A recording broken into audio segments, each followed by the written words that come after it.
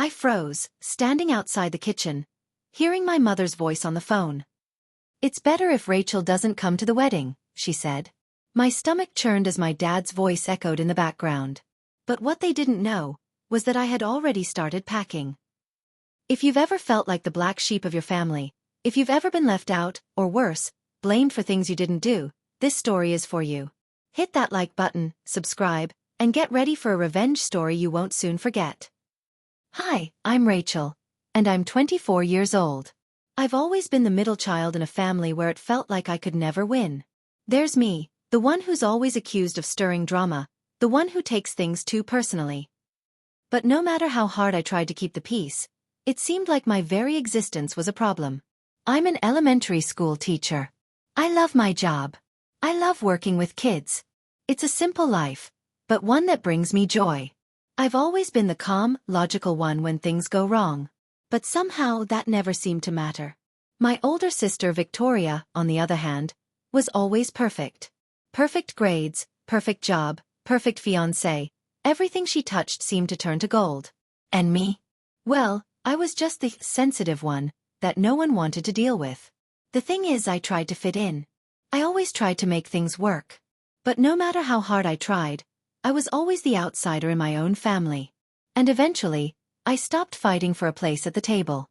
I learned to keep my distance. I was finally starting to accept that maybe I didn't belong. That maybe, just maybe, my family didn't value me the way I needed them to. Then came the day I found out that my sister Victoria had gotten engaged.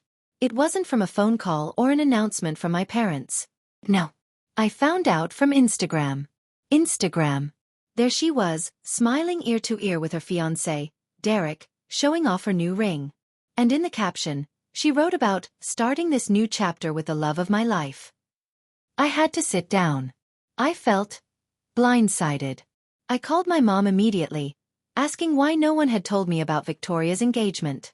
She barely reacted, saying, "Oh, we've been so busy planning. Don't worry, we'll have a family meeting tomorrow to discuss everything." A family meeting? Why wasn't I invited in the first place? Why did it feel like I was always the last to know? The next evening, I walked into my parents' house, already uneasy. There was Victoria and Derek, sitting around the dining room table with wedding magazines and notebooks spread out. I felt like an intruder, but I sat down anyway. When my mom looked at me, her voice flat, she said, "Rachel, we didn't expect you to be here. We thought you'd already heard." Victoria didn't even look at me as she mumbled, "We need to talk about something important." I wasn't prepared for what came next.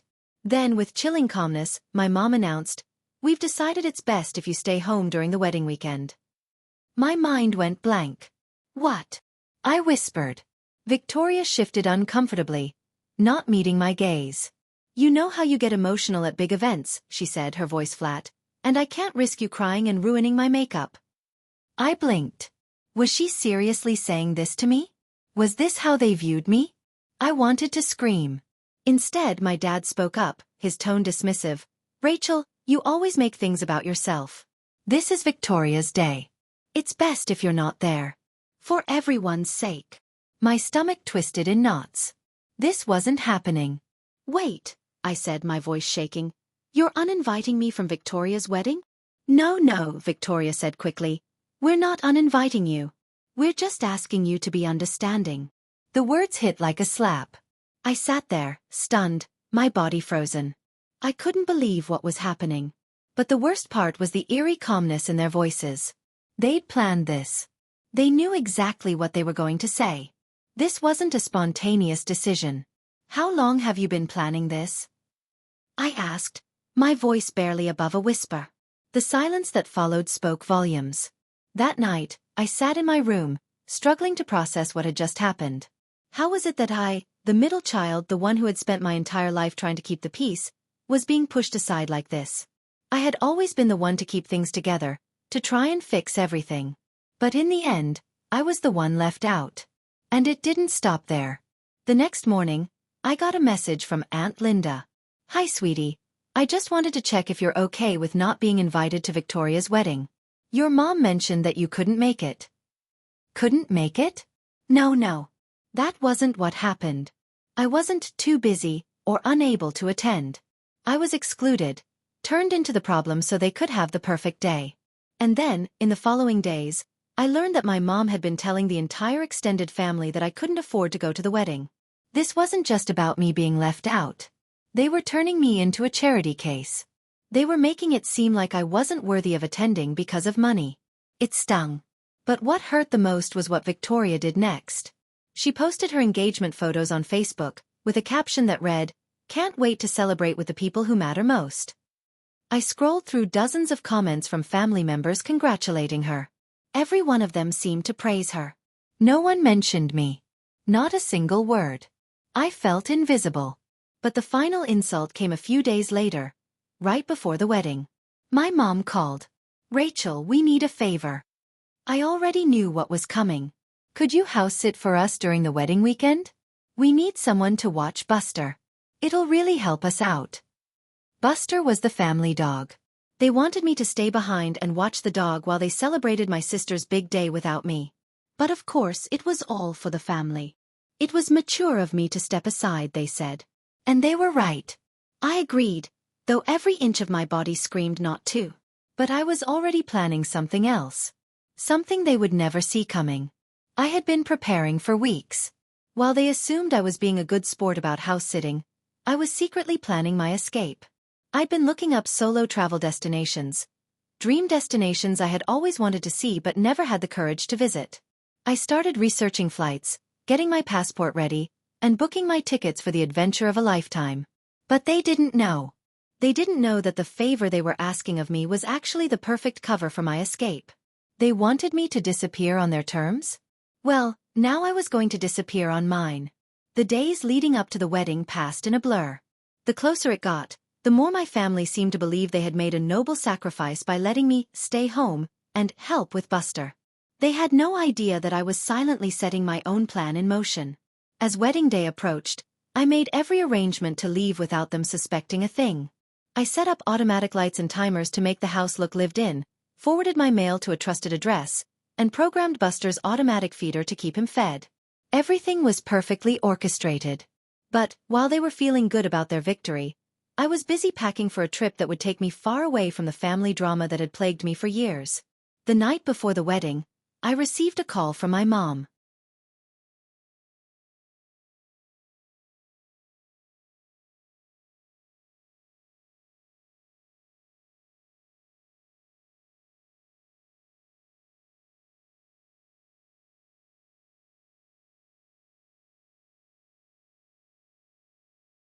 "Hi, sweetie. Just checking that everything's good at the house. How's Buster? Is he doing okay?" she asked, the same way she would check in if I were babysitting her child. But I was no child, and I was no longer the person she thought I was. I could feel the judgment in her voice, the unspoken approval of my compliance. I stared down at my phone, feeling the weight of every word she'd ever said to me, every time she tried to gaslight me into believing I was the problem. The resentment that had built up over the years boiled to the surface, and I knew in that moment that I could never go back. "Buster's fine, Mom," I said calmly, trying to mask the storm raging inside me. I looked at my boarding pass, the final piece of my plan. "I'm at the airport," I added, the words slipping out before I could stop them. There was silence on the other end. I could hear my mom's breath catch. "What do you mean? What airport?" I said, my voice steady now. "I'm flying to Ireland. You said it would be better if I wasn't there for Victoria's special day. So I'm not." I could almost hear her scrambling, trying to piece together what she was hearing. "Rachel, where are you exactly?" she asked, her voice panicked now. I could hear Dad's voice faintly in the background, shouting my name.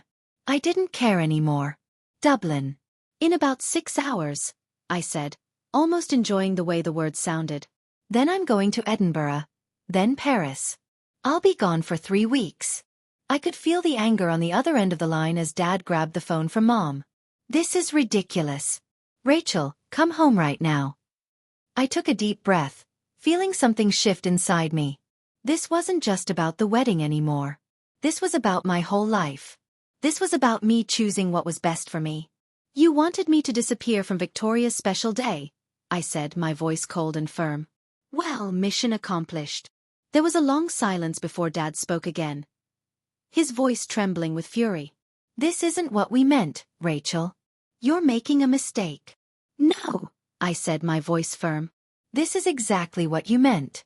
You wanted family harmony without me there. Well, now you have it." And with that, I hung up. As I made my way through airport security, I felt a rush of relief. Every step was a step toward freedom, away from the suffocating hold my family had on me for so long. The flight was long, but I spent it in a daze, watching the world fade away behind me. I was leaving everything behind. My family's judgment, their dismissive words, their selfishness. When I landed in Dublin, I felt like a weight had been lifted. I posted a picture of myself standing in front of the iconic Trinity College, the green streets of Dublin stretching behind me. It was the first time in years that I felt truly at peace. In the following days, I explored Edinburgh's castle views and strolled the Parisian streets, each photo I posted sending a small but powerful message. I was free. I was exactly where I was supposed to be, and I was no longer bound by their expectations. But back home, the chaos was beginning to unfold. My family had no idea how to explain my absence to the guests at the wedding. They had painted me as the bad guy, the one who couldn't afford to be there. But my photos from Europe quickly made that lie fall apart. The messages started flooding in.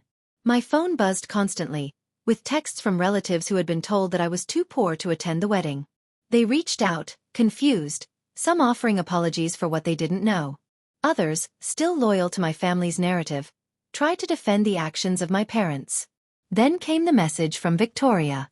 She had just returned from her honeymoon and, as expected, was trying to salvage her conscience. "I'm sorry," she wrote. "I was wrong to exclude you. I let Mom and Dad convince me you'd cause drama, but you were never the problem." I didn't respond immediately. Honestly, I wasn't even sure how I felt. The apology felt too little, too late. Instead, I spent my time savoring my own journey, posting pictures from quaint Paris cafes, laughing under the Eiffel Tower, soaking up everything I had been denied for years. I wasn't looking for anyone's approval. I had finally learned that I didn't need it. As the days passed, the storm my family had tried to avoid continued to rage. My mom called, my dad texted, and even Victoria reached out a few more times. But by then, I had made peace with my decision. Their guilt, their desperate attempts to re-establish control, it didn't matter. I wasn't going to play their game anymore.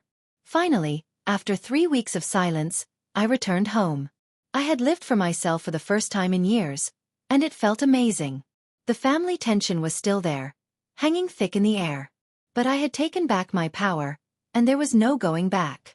Sometimes you have to walk away from the people who should love you the most, to teach them a lesson about how much you matter. The lesson here wasn't just about revenge.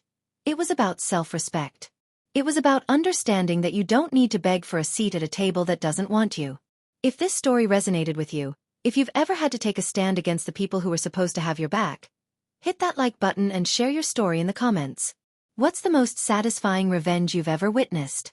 And don't forget to subscribe for more stories just like this, where the underdog finally gets the respect they deserve.